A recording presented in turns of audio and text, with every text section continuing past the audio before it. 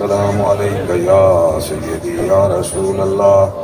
الصلاة والسلام عليك يا سيدي يا حبيب الله.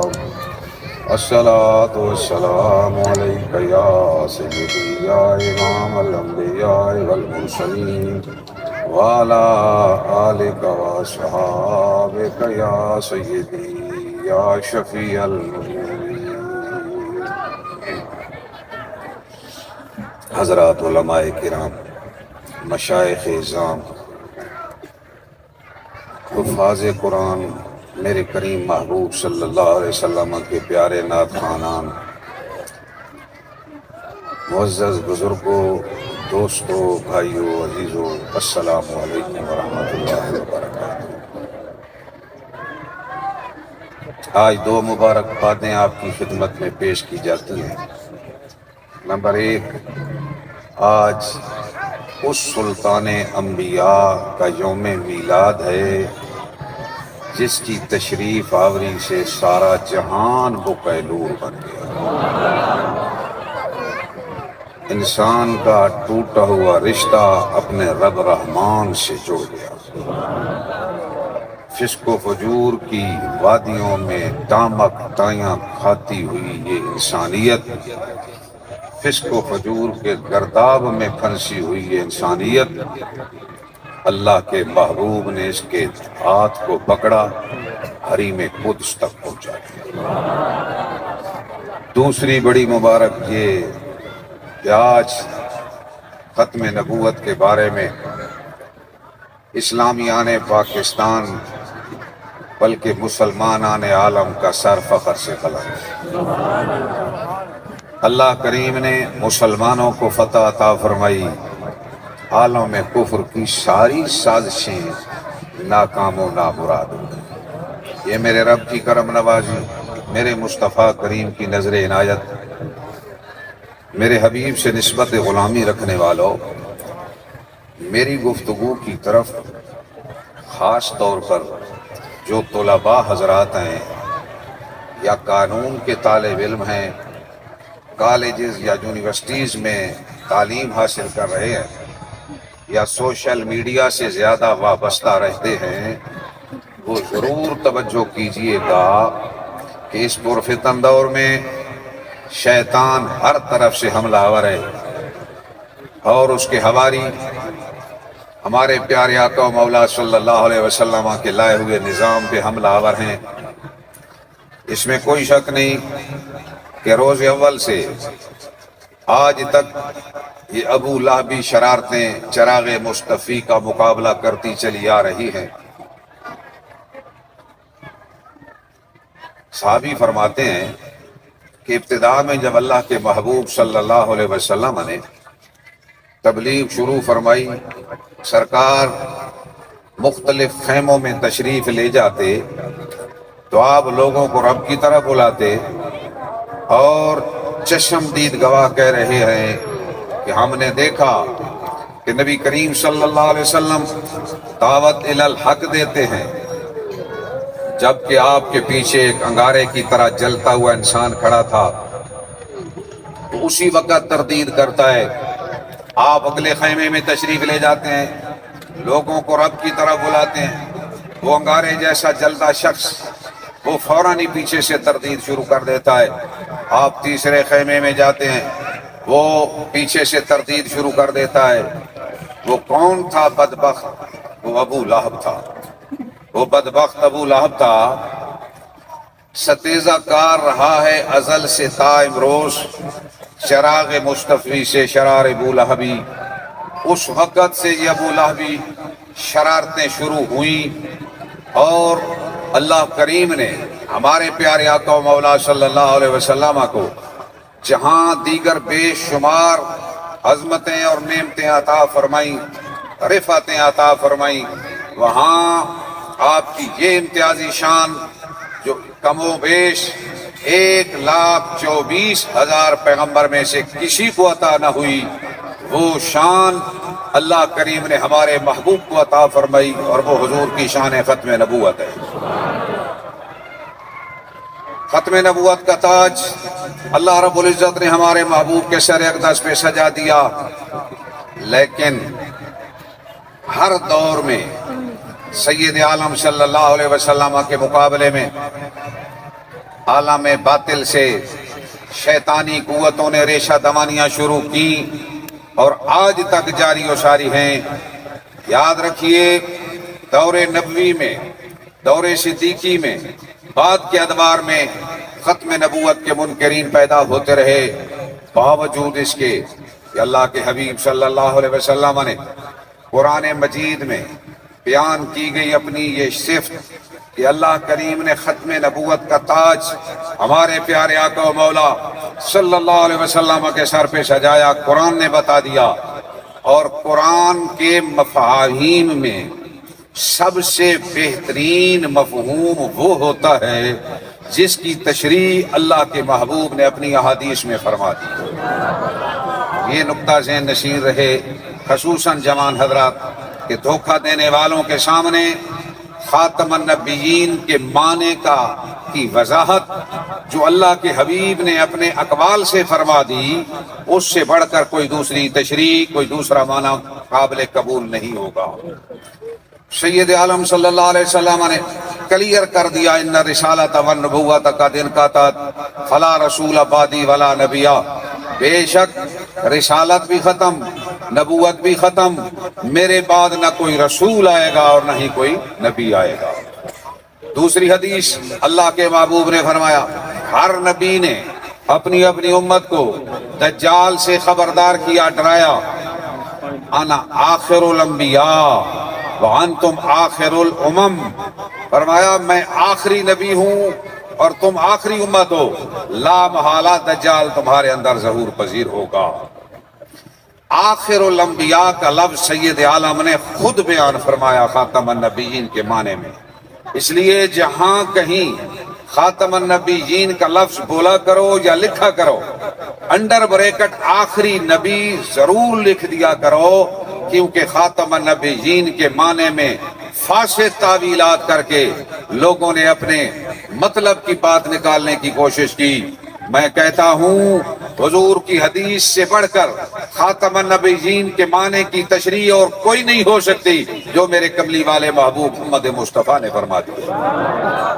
لیکن یہ بھی سرکار نے فرمایا تھا کہ میری امت میں سیکون فی امتی ثلاثون کذابون کلہم یزعم انہ نبی ولا نبی بعدی۔ حضور نے یہ بھی اعلان فرما دیا کہ باوجود کہ میں نے یہ معنی کلیئر کر دیا، قرآن نے یہ شان واضح کر دی، اس کے باوجود بھی سرکار نے فرمایا پھر بھی 30 جھوٹے کذاب آئیں گے جو نبوت کا دعویٰ کریں گے۔ یہ اطلاع بھی حضور نے عطا فرما دی، اپنی امت کو بتا دیا۔ دور مصطفی میں حالت یہ ہوئی کہ اسود انسی نے نبوت کا دعویٰ کر دیا، یمن کے علاقے میں لوگ اس کے پیچھے چل پڑے، ہر کسی کو اس کے چند بے وقوف ماننے والے، اس کو ماننے والے پیروکار مل ہی جایا کرتے ہیں، جو بھی میدان میں کود جاتا ہے چند اس کے پیچھے بھی چلنا شروع کر دیتے ہیں۔ تو اسود انسی کو ماننے والے پیدا ہو گئے، اس نے بلایا، ان میں ایک ہمارے پیارے آقا و مولا صلی اللہ علیہ وسلم کے غلام حضرت ابو مسلم خولانی تھے۔ جب انہیں بلایا نا اور پوچھا تشہد ان محمد رسول اللہ، اور ابو مسلم کیا تو گواہی دیتا ہے کہ محمد اللہ کا رسول ہے؟ حضرت ابو مسلم نے فرمایا ہاں انا اشہد ان محمد رسول اللہ، میں گواہی دیتا ہوں محمد اللہ کے رسول ہیں۔ اس نے کیا کہا تو یہ گواہی بھی دیتا ہے کہ میں بھی اللہ کا رسول ہوں؟ کہا میرے کان یہ بات سننا ہی نہیں چاہتے، میرے کانوں میں تو یہ بات آ ہی نہیں رہی کہ تو بھی کوئی رسول ہے۔ فرمایا میں تو گواہی دیتا ہوں حضرت محمد مصطفیٰ اللہ کے رسول ہیں۔ اس نے آرڈر جاری کر دیا، سنو میرے نبی کے غلاموں، عشق نہیں آسان، بس اتنا ہی سمجھ لیجئے، عشق نہیں آسان بس اتنا ہی سمجھ لیجئے، ایک آگ کا دریا ہے اور ڈوب کے جانا ہے۔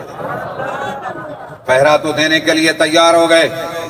حضرت ابو مسلم خولانی نعرہ بھی لگا دیا ختم نبوت کا، لیکن اس ظالم نے آرڈر جاری کیا اپنے ماننے والوں کو کہ جلتی اور دہکتی آگ میں ان کو جلا دیا جائے۔ جب لے جایا گیا نا اللہ کے نبی کے غلام کو دہکتی آگ میں جب ڈالا، آرڈر آیا خبردار آگ میرے نبی کے ختم نبوت کے پہرہ دار کو جلانا نہیں ہے۔ ختم نبوت، آج نعرے ختم نبوت۔ آگ گلو گلزار ہو گئی،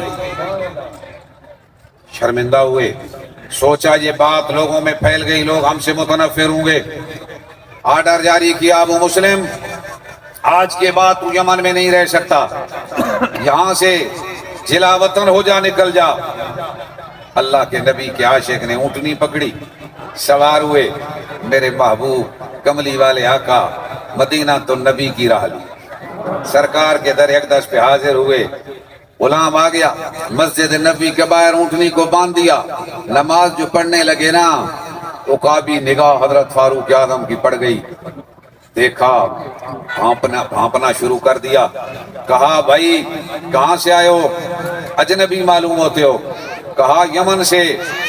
فرمایا یمن میں تو ہمارے محبوب کا ایک عاشق رہتا ہے جس کو آگ میں ڈالا گیا، اللہ کریم نے اس کو پہ آگ کو گلو گلزار بنا دیا، اس کا بھی کوئی پتہ ہے؟ انہوں نے گول مول بات کی، تاڑنے والے بھی قیامت کی نظر رکھتے ہیں۔ حضرت فاروق اعظم نے بھانپ لیا، فرمایا معلوم ہوتا ہے تو وہی شخص ہے جس پہ اللہ نے گلو گلزار بنایا آگ کو۔ کہا ہاں میں ہوں تو وہی۔ حضرت فاروق اعظم نے آ کے ماتھا چوما، انگلی پکڑی، لے کے خلیفہ اول خلیفۃ بلا فصل افضل البشر بعد الانبیاء، جس ہستی پاک کو اللہ کے محبوب نے اپنے مسلح امامت پہ کھڑا کیا، سارے صحابہ رسول کو پیچھے نماز پڑھنے کا حکم ارشاد فرمایا، اس ہستی صدیق اکبر کی بارگاہ میں لائے اور بتایا یہ وہ شخص آیا جس پہ اللہ کریم نے گلو گلزار بنایا آگ کو، جس طرح حضرت خلیل اللہ پہ گلو گلزار بنا دیا تھا۔ حضرت صدیق اکبر نے کیا شروع کیا؟ سنو، قربان جائیے، ختم نبوت کے پہرے داروں پہ کرم نوازیاں کیا ہوتی ہیں، کیا قدردانیاں ہیں۔ حضرت صدیق اکبر دائیں طرف ہو بیٹھے، اور وہ فاروق اعظم جس کا نام سن کے شیطان گلی کوچے چھوڑ جایا کرتا تھا، جس کا نام پڑتا تھا قیصر و کسریٰ، اپنے محلات میں کانپنا شروع ہو جاتے تھے، لرزہ بر اندام ہو جاتے، وہ بائیں طرف بیٹھ گئے۔ ایک اجنبی شخص حضرت ابو مسلم خولانی کو اپنے درمیان بٹھا لیا اور کہا الحمدللہ، شکر ہے اس ذات کا جس نے مجھے ابھی تک موت نہیں دی، حتیٰ کہ میں نے اس شخص کی زیارت کر لی ہے جس پہ اللہ کریم نے گلو گلزار بنا دیا آگ کو۔ میرے نبی کے چاہنے والوں، ابتدا میں یہ کیفیات شروع ہوئی، اور جب مسیلمہ کذاب نے دعوی نبوت کیا اس وقت بھی یہ مشکلات آئیں۔ حضرت حبیب بن زید خزرجی جب اس کے سامنے ہوئے اور سوال و جواب شروع ہوا، اس نے کہا گواہی تو دیتا ہے کہ محمد اللہ کے رسول ہیں؟ حضرت حبیب نے کہا ہاں میں گواہی دیتا ہوں اللہ کے رسول ہیں ہمارے محبوب۔ کہا کیا گواہی دیتا ہے؟ میں بھی اللہ کا رسول ہوں۔ تو حضرت حبیب بھی یہی کہتے تھے، میرے کان تجھے سننا ہی نہیں چاہتے، میرے کانوں میں تیری یہ بات نہیں آ رہی۔ اس نے حکم دیا اپنے ماننے والوں کو، سنو کتنی مشکلات آئیں، عشق کتنا مشکل تھا، لیکن اصحاب رسول نے حضور کی ختم نبوت پہ پہرا دینے کا حق کس طرح ادا کیا۔ ایک عضو کٹوا دیا، پوچھا اب بتا حبیب حضور آخری نبی ہیں؟ کہا ہاں میں گواہی دیتا ہوں اشہد ان محمد رسول اللہ۔ کہا میری گواہی دے۔ کہا میں نہیں دیتا تیری گواہی کہ تو اللہ کا رسول ہے۔ دوسرا عضو کٹوا دیا، پھر سوال ہوا اب بتا، کہا اشہد ان محمد رسول اللہ۔ پھر تیسرا عضو کٹوا دیا، پھر پوچھا تو کہا اشہد ان محمد رسول اللہ۔ چوتھا عضو کٹوا دیا، ایک ایک کر کے عضو کٹواتے گئے، نبی کا غلام حضور کی ختم نبوت کا پہرا دیتا چلا گیا، بالآخر جامع شہادت حاصل کیا۔ حضرت صدیق اکبر نے جو فوج بھیجی سرکوبی کی خاطر، 1200 صحابہ رسول اس میں شہید ہوئے اور ختم نبوت پہ پہرا دینے کے لیے اپنی جان کا نذرانہ پیش کر دیا۔ آؤ میرے نبی سے نسبت غلامی رکھنے والوں، ہر دور میں سازشیں شروع رہی، ہر دور میں لوگ دشمنیاں کرتے رہے، آج تک وہ ریشہ دوانیاں جاری ہیں، لیکن ایک بات میں آپ کے گوش گزار کرنا چاہتا ہوں، سنو سنو غلامان مصطفیٰ، میرے رب نے اپنے محبوب کو ختم نبوت کا تاج پہنایا اور اس کی یوں حفاظت فرمائی کہ وہاں سے لے کر آج تک جو بد باطن ختم نبوت کا منکر میدان میں آیا ایک بھی کامیاب نہیں ہوا. غلامان مصطفیٰ نے سب کو ہرا دیا ہے. ختم نبوت یا رسول اللہ لبیک لبیک لبیک یا رسول اللہ لبیک لبیک لبیک یا رسول اللہ لبیک لبیک لبیک یا رسول اللہ لبیک لبیک لبیک یا رسول اللہ. سبحان اللہ. سبھی کو معلوم ہے کہ برے صغیر پاک و ہند میں جب مرزا قادیانی نے نبوت کا دعویٰ کیا، قربان جائیے میرے محبوب کے شہزادے آل نبی اولاد علی حضرت سرکار گولڑا پیر میر علی شاہ صاحب رحمۃ اللہ تعالیٰ علیہ، آپ حرمین شریفین کی زیارت پہ موجود تھے. وہاں سے آپ کو حکم ہوا جا اے مہر علی میری ختم نبوت پہ حملہ ہو گیا، جا کے وہاں ختم نبوت کا دفاع کر. حضرت سرکار گولڑا پہنچے اور یہاں آ کر 3 دن تک مینار پاکستان پہ اس بدباطن کا انتظار ہوتا رہا. چیلنج قبول کیے جاتے رہے اور جو روایات میں آیا ان میں ایک یہ تھا اس کا مطالبہ کہ تو بھی تفسیر لکھ، میں بھی تفسیر لکھتا ہوں. فرمایا اللہ کے بندے تو وہ ہیں جو ہاتھ سے تفسیریں نہیں لکھتے، اگر وہ قلم کو اشارہ کریں تو قلم ان کے کہنے پہ چلنا شروع ہو جایا کرتی ہے. اس نے پھر ایک دوسرا وفد بھیجا، وہ مطالبہ لے کے آیا اس طرح کر لیتے ہیں مبالغہ ہو جائے، ایک اندھا اور ایک لنگڑا، آپ اس کے لیے دعا کریں. میں بھی دم کرتا ہوں، دعا کرتا ہوں، کس کی دم اور دعا سے صحیح ہوتا ہے. فرمایا اس کو جا کے بتا دو یہ بات بھی منظور ہے، پر شہزادہ رسول یہ بھی کہتا ہے کہ اللہ کے بندے تو وہ ہیں کہ اگر مردے کو اشارہ کریں تو مردے بھی زندہ ہو جایا کرتے ہیں. آنا ہے تو میدان میں آ جا. پر کس کی مجال، وہ کیل ٹھونکا آج تک وہ سرسبز نہ ہو سکے. اور میرے نبی سے نسبت غلامی رکھنے والوں ایک لمبی تاریخ ہے. شیطان ہر دور میں ریشہ دمانیاں کرتا رہا. 1953 میں عبدالستار خان نیازی میدان میں آئے، پھانسی کی سزا سنائی گئی اور جب ضمانت ہوئی تو فرمایا، کسی نے پوچھا عبدالستار تیری عمر کتنی ہے؟ نیازی صاحب نے کہا میری عمر تو 7 دن اور 8 راتیں ہے. کہا اتنا بوڑھا شخص اور اتنی تھوڑی عمر؟ کہا میری عمر میں وہی شمار کرتا ہوں جو ختم نبوت کا پہرا دیتے ہوئے جیل میں گزار کے آیا. آؤ میرے نبی سے نسبت غلامی رکھنے والوں. 1974 میں علامہ شاہ احمد نورانی اور عبدالستار خان نیازی دیگر علماء اور تنظیمات نے مل کر 1974 میں قانون پاس کیا کہ مردئی غیر مسلم. 1988 میں حضرت ہمارے مربی و موشن حضرت ضیاء الحق جسٹس پیر محمد کرم شاہ صاحب الازہری جنرل ضیاء الحق نے پاکستان کی نمائندگی کے لیے اقوام متحدہ کے ادارے جنیوا میں انسانی حقوق کے کمیشن میں بھیجا. وہاں جا کے آپ نے وہاں عیسائی مندوبین کے سامنے ان کے دلائل کا رد پیش فرمایا، ان کو ناکام کیا اور وہاں ان کی درخواست خارج ہوئی اور مسلمان پاکستان مقدمہ وہاں بھی جیتنے میں کامیاب ہو گئے. غلامان مصطفیٰ میدان میں اترتے چلے آئے، شیطان اپنی کارستانیاں دکھاتا چلا آیا. پھر وہ وقت آیا کہ ہماری پارلیمنٹ کے اندر ختم نبوت کی ایک شک میں خفیہ طور پہ تبدیلی کی گئی. ایک عاشق رسول نے ایک ویل چیئر پہ بیٹھ کے پورا ملک بند کر دکھایا، پورا ملک بند کر دکھایا. پھر عدالتی راستہ اختیار ہوا، سپریم کورٹ آف پاکستان میں فیصلہ لینے میں کامیاب ہوئے. اللہ کریم نے یہ خدمت ہم سے لینا تھی. یہ ناچیز مکہ المکرمہ میں عمرہ کی خاطر حاضر تھا. ابھی 5واں دن تھا، مکہ شریف مسجد حرم میں مکی میں موجود میں تھا. نوٹس پہنچا سپریم کورٹ کی طرف سے کہ وفاقی حکومت نے علماء کے نام دیے جن میں میرا نام بھی درج تھا. ان کی بات سن کر اپنے فیصلے میں کریکشن کیجئے، اصلاح کیجئے. علماء کو اعتراض ہے فیصلہ پر. نوٹس پہنچ گیا. میں نے شام سے عشاء تک وہاں وہ سارے دلائل پڑھے، اپنے بیٹے سے سنے. اچانک عشاء کی نماز میں جو کھڑا ہوا، میرے رب کا یوں کرم ہوا، ان کا جواب میرے ذہن میں اتار دیا. میں نے تہیہ کیا، شیر خان اگر سرکار گولڑا اس عظیم مشن کی خاطر حرمین طیبین کو چھوڑ کر، مدینہ النبی کو چھوڑ کر برے صغیر پاک و ہند میں اس فتنہ کی سرکوبی کے لیے جا سکتے ہیں تو تیرے لیے بھی مشعل راہ ہے ان کی زندگی. اب یہاں بیٹھنا ممکن نہیں. سپاہیوں کا کام ہے میدان کارزار میں اتر جائیں. وفا نہیں ہوگی کہ تو یہاں چھپ کے بیٹھا رہے. مجھے ایک دوسرا خیال بھی آیا. حضرت فاروق اعظم کی حیات طیبہ کا ایک واقعہ میں